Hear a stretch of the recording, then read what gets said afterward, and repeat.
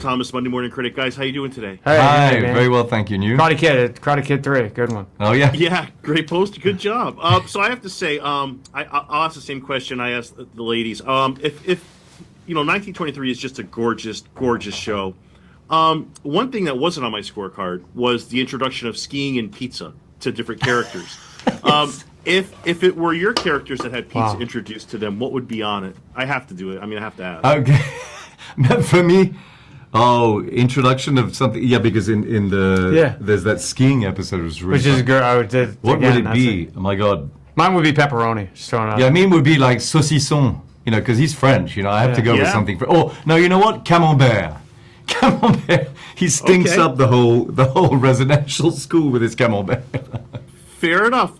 So let me ask you this about Father Renaud. So, I have to say, too many people have used religion to fit their personal agenda, right? Yeah. And coming, as wonderful as you are, Sebastian, few characters were as reprehensible coming out of the first season, just for a variety of reasons. Absolutely.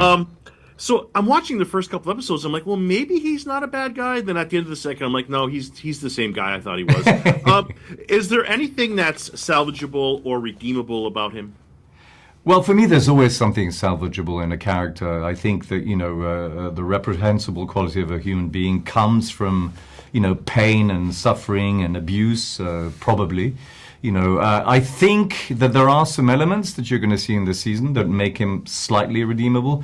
He is still, though, on his obsessive quest, to find Tiona, to find redemption for her, thinking that it will redeem him, I think. I think he is seeking redemption. He has this obsession for this character because he admires and loves her. That's my food for thought.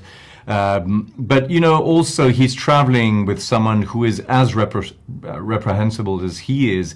And I think by having having a mirror put into his face, cracks are going to start appearing in his personality. He's going to start being somewhat of a changed man. It doesn't mean that he's going to become good, but you are going to see humanity creeping into the character. So that will be, I think, interesting for the fans to watch. Yeah.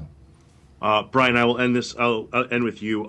Brian, thinking about Zane, I was thinking about some of the characters you've played, and Billy Hodge in The Guardian just hits the heart big time. And I was just thinking about your characters. A lot of people compare your character to Rip, and frankly, I just don't see it, because your character is one that is like, he's somebody that you'd want in a foxhole with you. I mean, he's gone through hell, and the difference with Rip is he'll do all those things, and then in a year he'll want to kill me as my friend. So it's like, I feel like you've brought a really originality to this character, and we start off in a really hard place. He's lost his family leaving season 1, and season 2 he's in even you just see him, like, you can't help but feel for this man.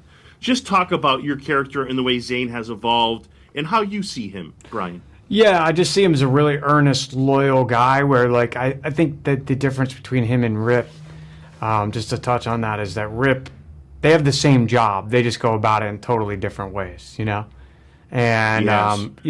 I think early on Duttons are approaching it a more of an earnest way to get the job done, for as earnest as we can. And so, yeah, that's kind of was my feeling, was like, okay, I just played 3 bad guys in a row doing psychotic things, like Sebastian. So how can I make this as earnest and as good as possible? And then, towards the end of season 1, I read the script where my family's taken from me, and I thought, okay, well, let's see where that ends up. And then we got the scripts for season 2, and then I realized, oh, okay, I'm in all kinds of pain. I'm in emotional pain. I'm in physical pain. I'm in jail.